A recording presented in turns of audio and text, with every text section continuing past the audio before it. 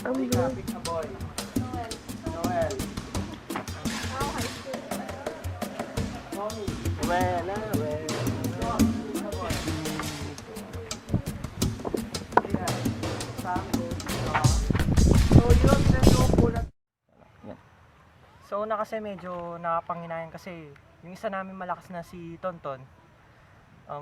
Siya yung nagdadala misa sa tribe namin. Tsaka siya din yung nagpapawala ng boring sa amin. Kaya nakakawalan din ng gana kasi wala na siya. Ngayon, wala kaming mga nagjo-jokes, ganun. O yun sa mga bagong lipat, ano namang masasabi mo sa kanila? Sa mga bagong lipat, di ko sila masyadong kakilala pero pipilitin ko na makilala ko sila tsaka ka-close din katulad ng mga lumipat. Anong para masasabi mo, halos sa high school yung mga natatanggal? Hindi ka ba parang kinakabahan? Para sa akin, alam ko naman yung kung matatalo man kami sa isang immunity challenge, alam ko na ako na rin yung maaalis. So, ayos lang yun sa akin kasi game lang naman to na experience lang. Yun nga. Sabi nga nila, high school pa lang kami, sila, mga college na, patapos na. Kaya marami pa kami din mga experience na ganyan. Lang.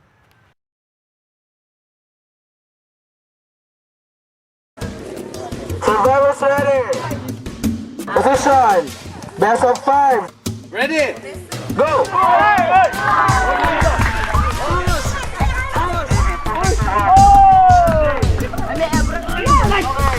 Yan! Nice! You're struggling!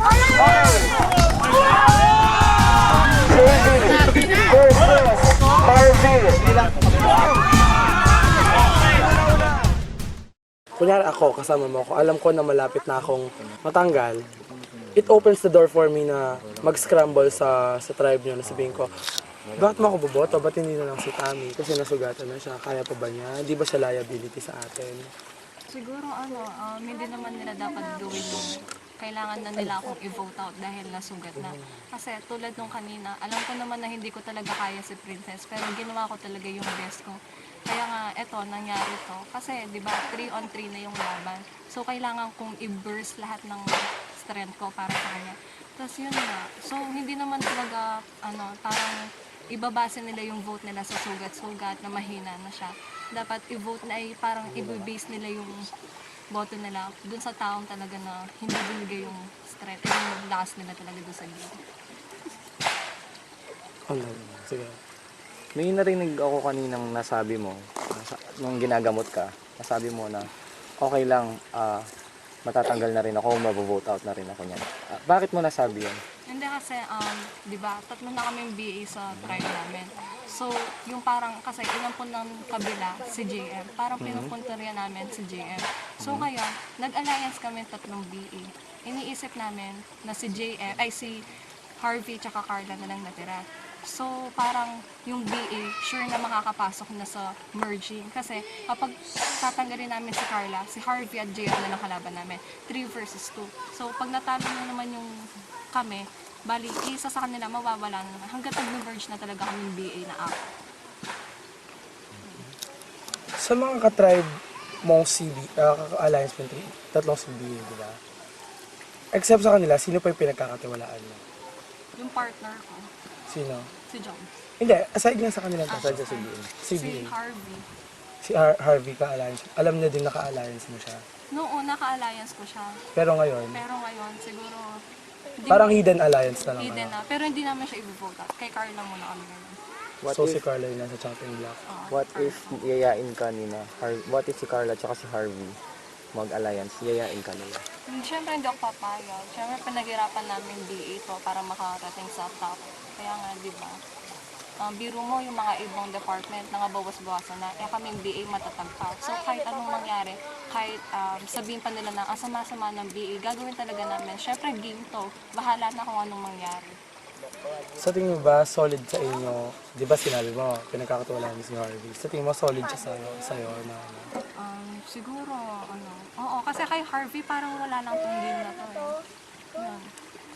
Ayun, meron naman ako ng strength na yun, kaya na mas maganda na yan, na ina-underestimate na para. Pero yun, nakakatakot kasi powerful, baka mamaya pag umabot na doon sa point na super competitive na talaga, tanggalin na ako dahil strong. It feels good na nananalo kami, tas dahil doon 2 points yung napanalo ko. Knowing na may CBA 4 na alliance, yung isa nasa inyo, tapos knowing na may Cassid 3 kayo ni na Harvey, anong parang naiisip mo pagdating ng merge? Actually, in-anticipate ko na, sabi ko, hindi pwedeng mangyari na apat ng BA kapag nag-merge na. Sabi ko, pasensya na Jody, pero kapag natalo kami, siya yung tatanggalin na.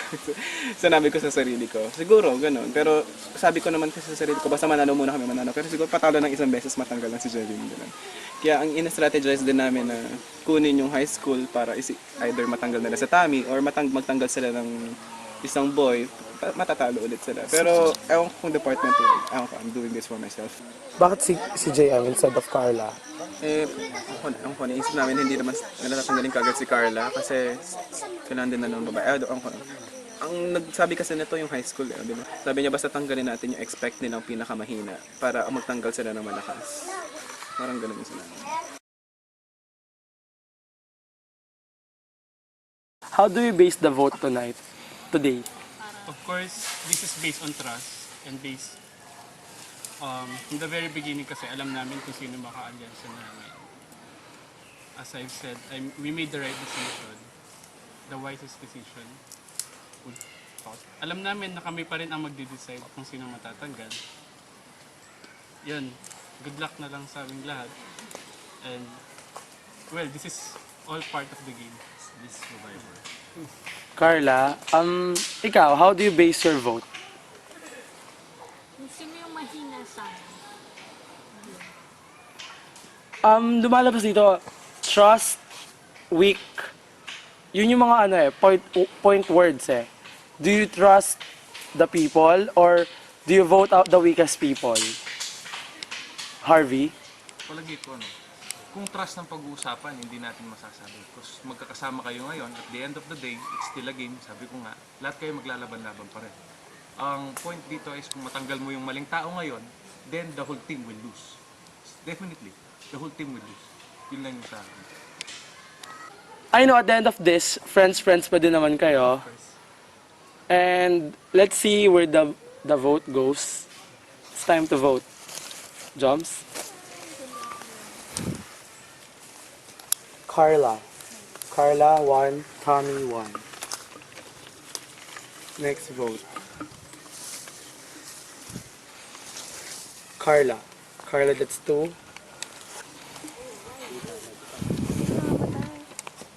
Tam 2. Carla 2.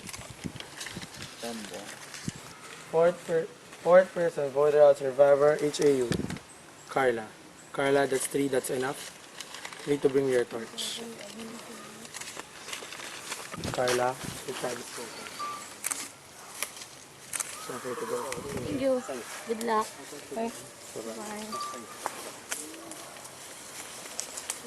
4 remaining castaways sa Tribu Zambal. Babalik si JM sa inyo sa susunod na immunity challenge. Kung pahinga kayo, you need to rest. Good luck.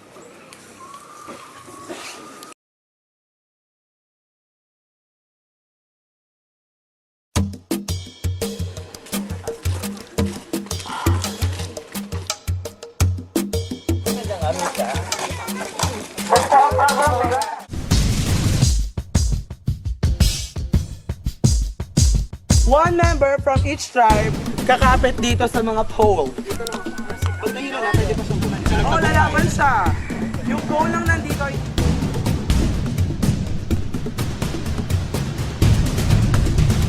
Saan sila hanagan? Sige. Guys, Survivor's ready! Go! Yan na. Okay lang.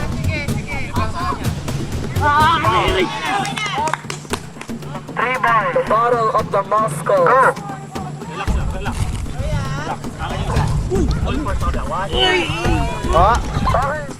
JM. Oh!